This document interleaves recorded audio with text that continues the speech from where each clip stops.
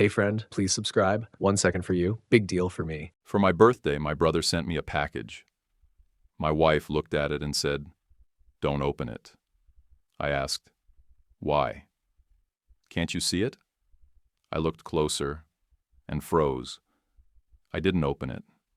I did something else. 30 minutes later, police were at the door. I turned 57 that morning, but it didn't feel like much. Birthdays stopped mattering after 50, and all I wanted was a quiet morning. Melanie, my wife, made scrambled eggs and coffee while I sat at the kitchen table flipping through the sports section. It was peaceful until the delivery truck pulled up. Melanie peeked through the window. "Looks like you got a package," she said, setting down my mug. I frowned. I didn't order anything.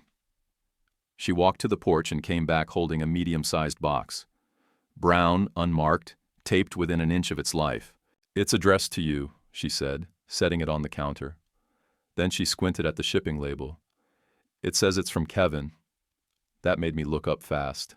Kevin? My brother Kevin? "Yeah," she said, tapping the label. "See? His name's right here." I stood up and inspected it.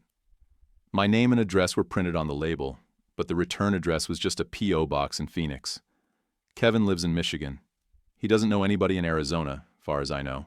The whole thing looked like it had been packaged by a machine. No handwriting, no note, nothing. I raised an eyebrow. Kevin hasn't sent me anything in years. Not for birthdays, not for Christmas. Nothing. Melanie gave me a wary look. She remembered the same thing I did. The incident 2 years ago. Kevin had borrowed $5,000 for some sketchy import business and conveniently forgot to pay it back. When I pressed him, he accused me of being greedy, and that was the end of most of our conversations. "What's he doing sending you a box now?" she asked. I shook my head. "No idea." I tilted the package, listening for anything shifting inside. Nothing. I checked for a logo or a brand name. Still nothing. Just brown cardboard and tight tape. Something about it didn't sit right. My gut tightened, the same way it does when something's wrong, but you can't say why. Melanie seemed to feel it too. "Maybe just don't open it right away," she suggested, her voice careful. I looked at her. "You think something's off too?" She hesitated, then nodded. "Yeah. I mean, why now? Why like this?" I stared at the box. My name was printed on it like a dare. Whatever it was, I wasn't sure I wanted to find out. 15 minutes after the delivery truck left, my phone buzzed on the kitchen table. I didn't recognize the number, but something told me to pick it up. "Hey, birthday boy?" The voice on the other end was too cheerful, too loud. It took me a second to realize it was Kevin. I froze. "Kevin? Yeah. Hey. You get my package?" he asked, dragging out the word package like it was some big inside joke. I glanced at the box still sitting on the counter. The tape gleamed under the kitchen light, untouched. "Yeah, I got it," I said slowly. "Looks great, thanks." Melanie raised an eyebrow at me from across the table. I gave her a look that said, "Just play along." Kevin chuckled, but it sounded forced. "Man, I knew you'd like it. You've always been the steady one, Rick. You deserve something nice for once, you know?" Something about the way he said it made my stomach tighten. Kevin didn't talk like that. He wasn't the sentimental type. He wasn't generous either. His version of something nice usually involved borrowing money he never planned to pay back. "What is it exactly?" I asked. "Oh, just something I thought you'd appreciate," he said quickly. His voice was bright, but it had that fake brightness I recognized from every time he tried to sell one of his big ideas. "Don't worry about it, just open it when you're ready. Happy birthday, bro." I forced a laugh. "Yeah, sure. Thanks, Kevin." Before I could say more, he added, "Oh, and, make sure to keep the box. It's, kind of special." I froze again. "The box?" Yeah, just don't throw it out, okay?" He chuckled awkwardly, then quickly said, "Anyway, I gotta run. Enjoy your day." The line clicked dead. I set my phone down slowly and stared at the package. Melanie didn't say anything for a long time. She just sipped her coffee, her eyes locked on me like she was trying to read my mind. Finally, she said, "He sounded weird." "Yeah," I muttered. "Weird." We sat there in silence, both looking at the box like it might start ticking. Then something clicked in my brain. I leaned closer and studied the shipping label again. The font on the barcode, the layout of the text. It looked familiar. Too familiar. "Wait a second," I said, running my finger along the label. "This looks like the same template Kevin used for that business of his last year." Melanie frowned. "You mean that thing with the fake import company?" "Yeah," I said. "He had these cheap, generic labels printed. Said it made him look more professional. I remember because he sent me a sample label when he tried to get me to invest. The spacing, the font. It's exactly the same." Her face went pale. "So you're saying this box might be what? Part of whatever mess he's into now?" I didn't answer right away. My gut told me she was right. Kevin wasn't calling out of brotherly love. This had all the fingerprints of one of his schemes. I stepped back from the counter like the box was something toxic. "I don't know what this is," I said quietly, "but I'm not opening it." Melanie nodded just once, like she'd already decided the same thing. The box stayed on the counter, untouched, the silence around it growing heavier by the second. I kept staring at that box, trying to piece together why Kevin of all people would suddenly send me anything. My gut told me this wasn't random.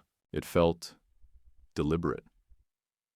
"Remember when he asked to use our address last year?"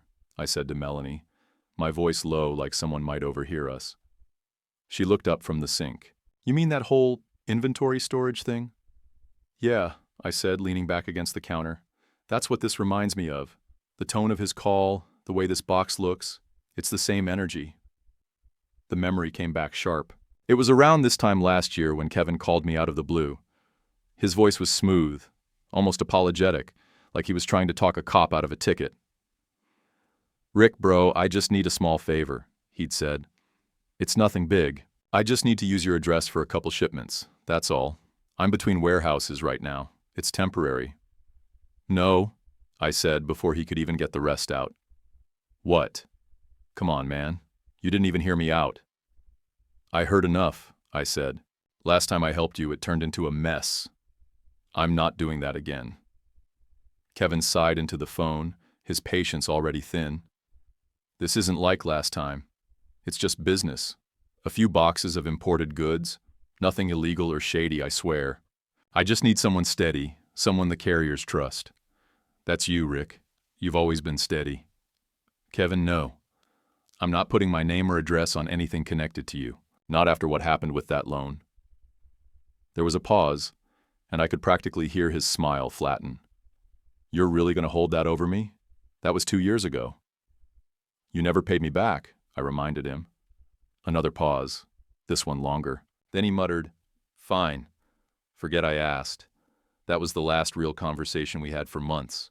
After that, he barely responded to my texts. He skipped Thanksgiving. At Christmas, he sent out one generic group message about starting fresh in the new year and never called me directly. Standing in my kitchen now, I shook my head. I should have seen this coming. Melanie frowned. "What do you mean?" "Kevin's whole import business never made sense," I said. "Everything about it was vague. He used these buzzwords like he was pitching on a TV show, wholesale, resale margin growth, and strategic partnerships. But when I asked him for details, he'd just change the subject." "You think this box is connected to that?" I walked over and crouched down, studying the tape on the seams. "Look at this. See how it's wrapped? The tape overlaps the same way he used to seal his packages when he showed me samples. And the label," I tapped the barcode. "Same layout, same cheap print stock." Melanie leaned over my shoulder. "It even smells like new plastic." "Exactly," I said. I felt my chest tighten as another memory hit me.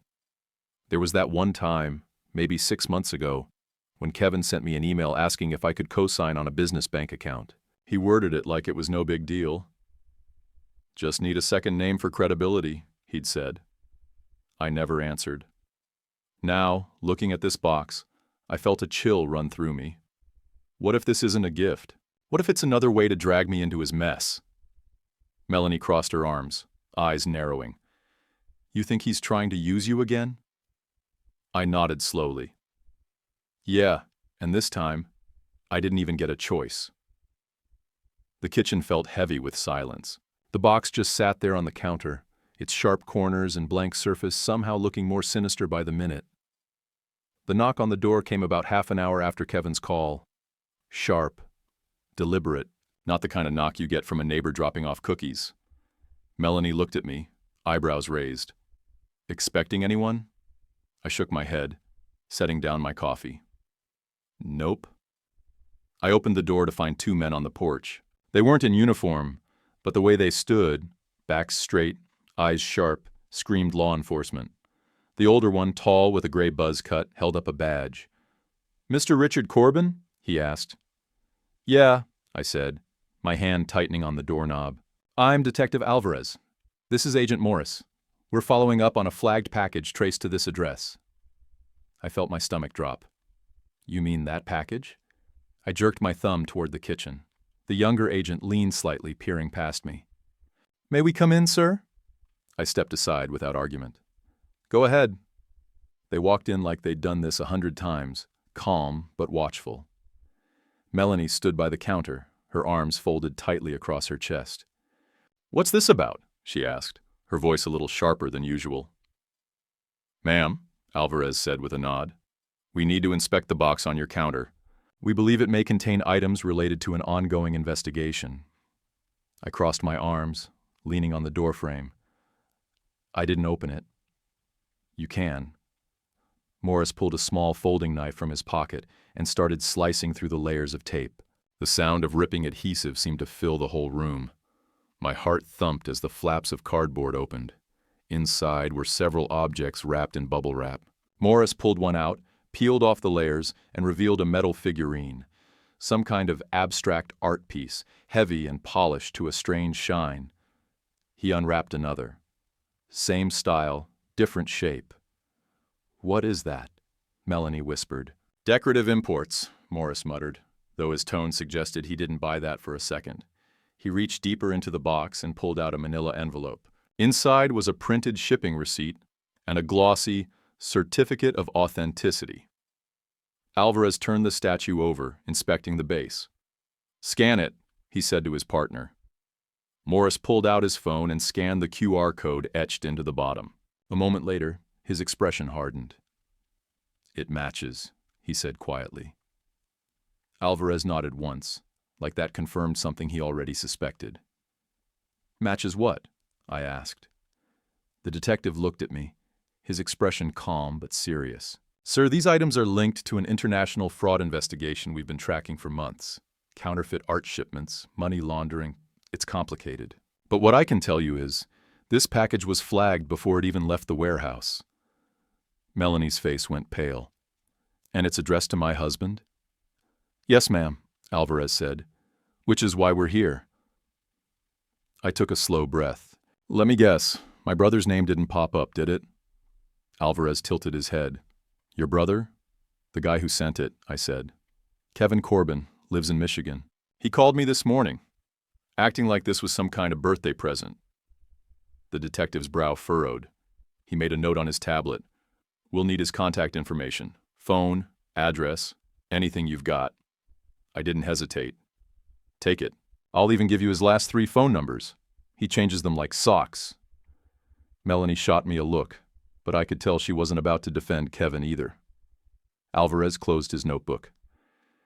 Mr. Corbin, we'll need to take this box with us. For your own protection, I'd recommend not contacting your brother until we've sorted this out. Fine by me, I said. As they carried the box out, I caught Melanie's eye. There was a flash of fear there, but also something else, relief. When the door shut behind them, the house felt eerily quiet. I sank into a chair. You know what the worst part is? I muttered. I'm not even surprised anymore. 3 hours after the officers left, my phone rang again. This time, Kevin's name lit up the screen. I stared at it for a few seconds, already knowing what was coming. Answer it, Melanie said softly. She was rinsing out coffee cups, but her tone made it clear she wanted to hear whatever nonsense Kevin had to say. I hit speaker and set the phone on the counter. "Why the hell did you talk to the cops?" Kevin's voice was raw and sharp, none of the fake cheer he'd used earlier. "Do you have any idea what you just did?" I stayed calm. "They showed up at my door, Kevin. They asked where the package came from. I told them you sent it." "You should have just kept your mouth shut," he yelled. "We could have handled this quietly, but no, you had to get all righteous. Do you know how bad this could get?" I leaned back in my chair. "Bad for who? For me? Or for you?" He laughed, but it wasn't a happy laugh. "Don't play dumb with me, Rick.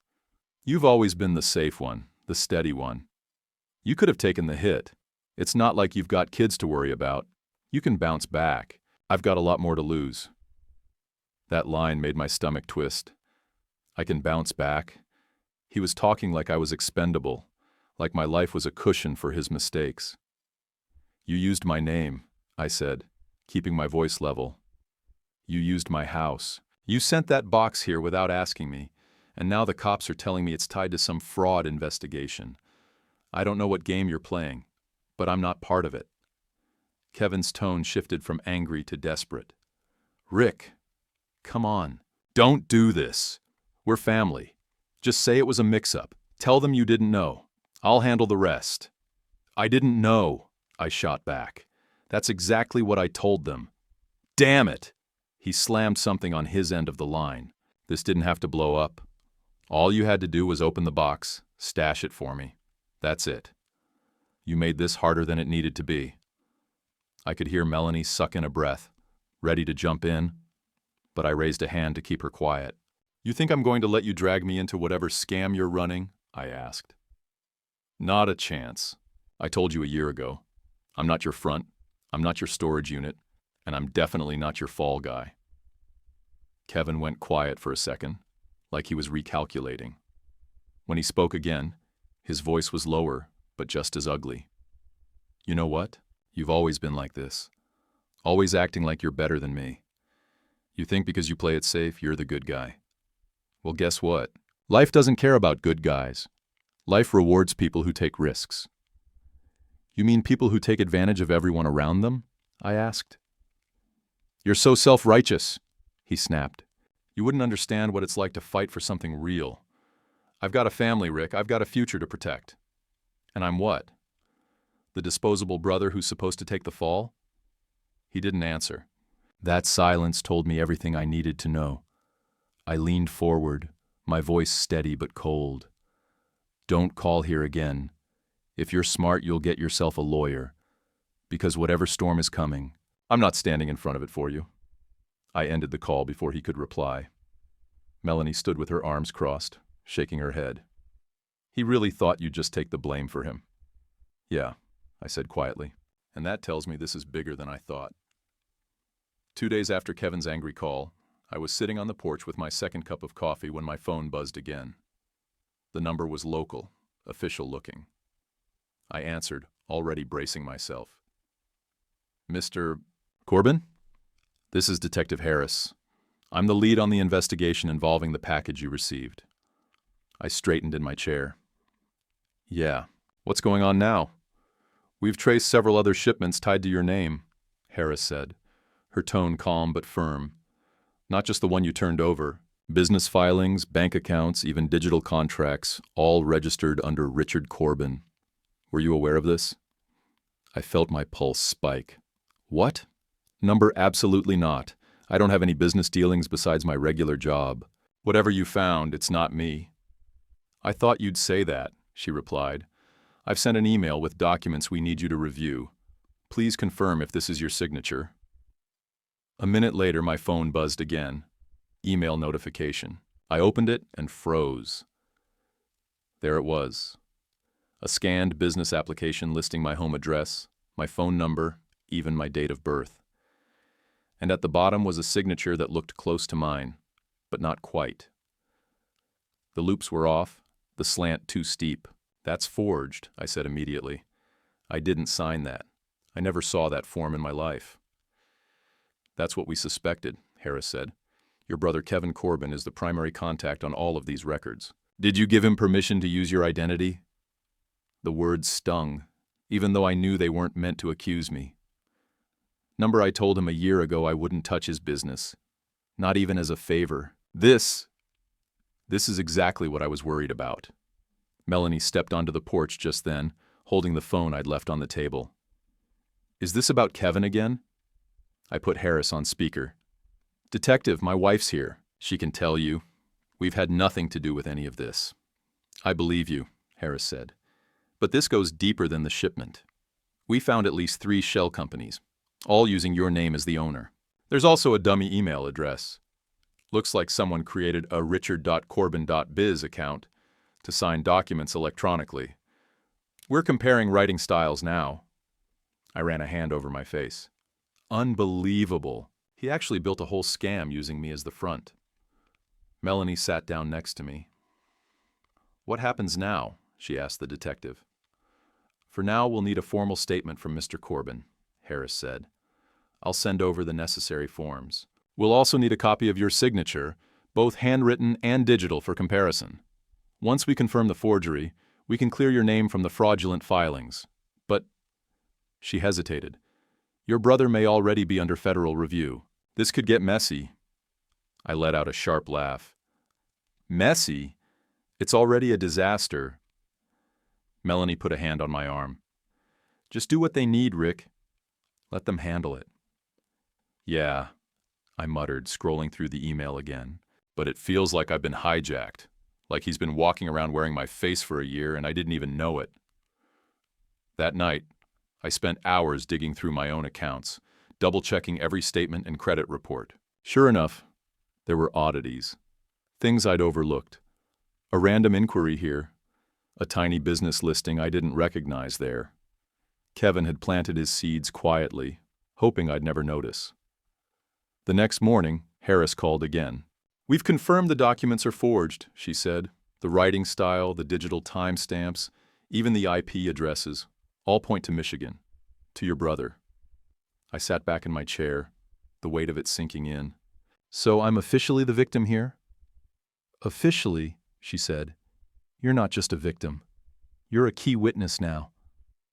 Melanie looked at me with a mix of fear and pride. We'll get through this, she said softly. I wished I believed her. The trial came and went without me stepping foot inside the courthouse.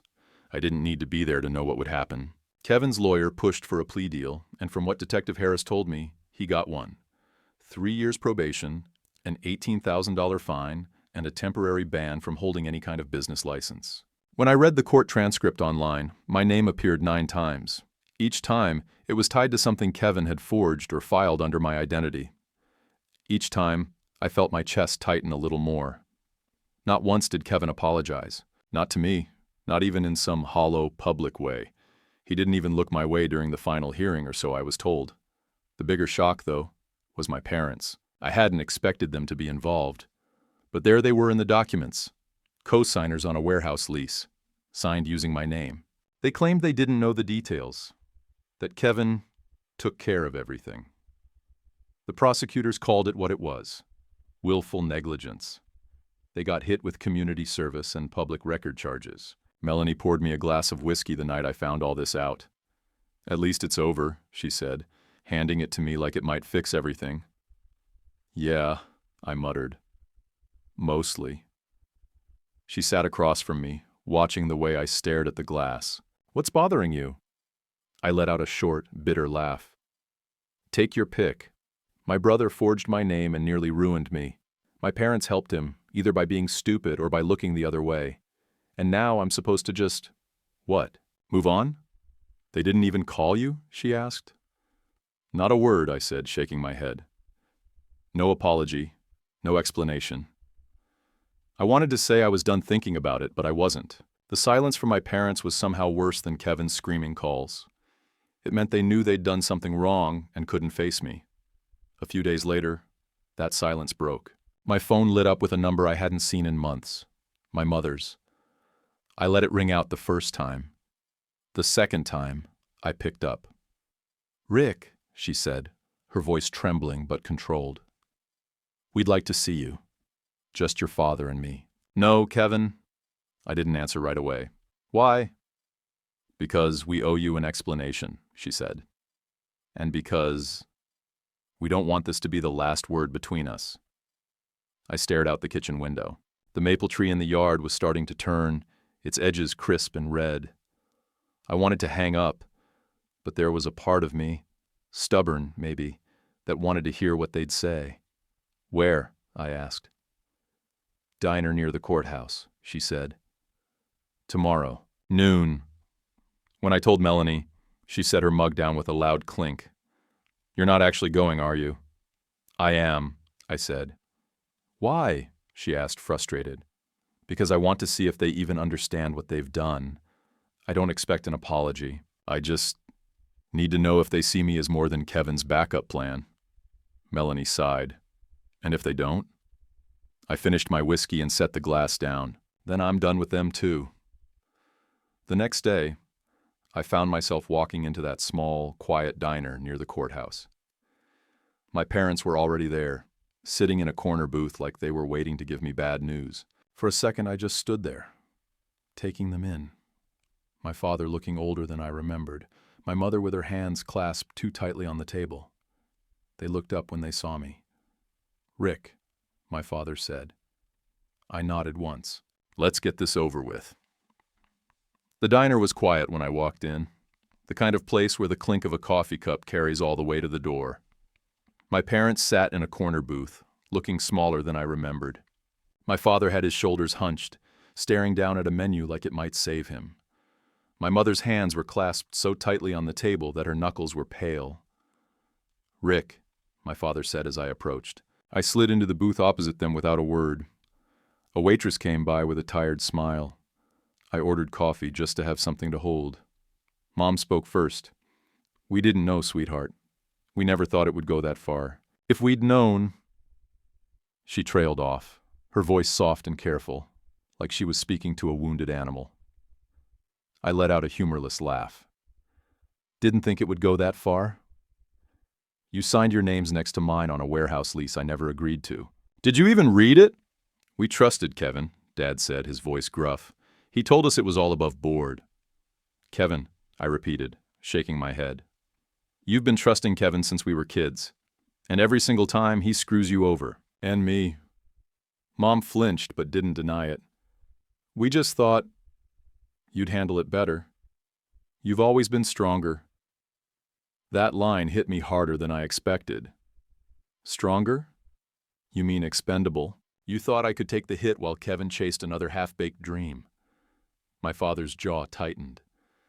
You're making this sound worse than it is. We didn't want to hurt you. You didn't even think about me, I said, leaning forward. You lied by omission. You knew he was using my name and you didn't say a word. You just assumed I'd clean it up if it went bad. The waitress returned with my coffee. I waited until she left before speaking again. Do you know what it felt like? Having the cops show up at my house on my birthday with a flagged package, knowing my name is plastered across some fraud investigation, and the whole time realizing my own family handed Kevin the pen? Mom's eyes filled with tears. We didn't think it would fall back on you like that. We thought Kevin had it under control. I shook my head slowly. You knew enough to lie. You knew enough to stay quiet. That's worse than not knowing at all. The silence between us stretched, heavy and sharp. My father cleared his throat. We just wanted to explain, Rick. We don't want this to tear the family apart. I looked him straight in the eye. Family? Do you have any idea how many times that word's been used as a shield for Kevin's crap? I'm done taking the hit because we share blood. That's not family, that's being a doormat. Mom sniffed, dabbing at her eyes with a napkin. We only did what we thought was best. You don't have a family to protect, Rick. You've got Melanie, but no kids. We thought you could handle it. I stared at her for a long moment. Exactly, I said finally, my voice quiet but steady. I've only ever had to protect myself, from Kevin, and now from you. She looked at me like I'd just slapped her, but I didn't flinch. Rick, we're trying to fix this, Dad said, his voice low. No, I said, standing up. You're trying to smooth it over so you don't feel guilty. I'm not interested in smoothing anything over. Mom's lips parted, but no words came out.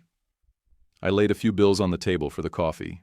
This is the last time we have a conversation like this. You wanted me to be the strong one? Fine. I'm strong enough to walk away. And with that, I turned and walked out. By the time I got home from the diner, I felt like something inside me had finally snapped. Not in anger, but in clarity. The ties had been fraying for years. I'd just been too stubborn to admit it. The first thing I did was block Kevin's number. Then my parents. Then every group chat that still had their names attached. I didn't want explanations or apologies. I didn't want their voices in my head anymore. Melanie was sitting at the kitchen table when I came in. She glanced up from her book and studied my face. How did it go? I pulled out my phone and started scrolling through my contacts. It's over, I said flatly. All of it. What do you mean? I opened the settings and started deleting. I'm blocking them. Kevin, Mom, Dad. I'm done pretending we're still a family. She closed her book slowly. Rick, I'm serious, I said, my voice steady. I'm removing them from everything. Emergency contacts, the will, all of it. I'm tired of being the person they use when things get ugly. She didn't argue. She just nodded, like she'd been waiting for me to finally draw the line. When I finished, I tossed my phone onto the counter and sat down across from her. The late afternoon sun was streaming in, catching the shine of the clean tile floor. It felt strangely quiet, like the house itself was breathing easier. You all right? Melanie asked softly. I thought about it for a second. Really thought about it. The anger, the frustration, the weight of years of bad decisions. None of it was mine anymore. I wasn't carrying it for Kevin, or my parents, or anyone. I'm done, I said. She reached across the table and squeezed my hand. Good. We sat there for a long while without talking, just watching the sunlight move across the kitchen. The box was gone, taken away by the cops, but the mess it dragged into our lives still lingered in the corners of my mind. It would take time to let it go completely. But for once, I didn't feel the need to fix anything. I didn't care about revenge or apologies, or whether Kevin would ever see a day in jail. All I wanted was peace. And now I finally had it. YouTube picked this for you. Tap it. Let's see if they guessed right.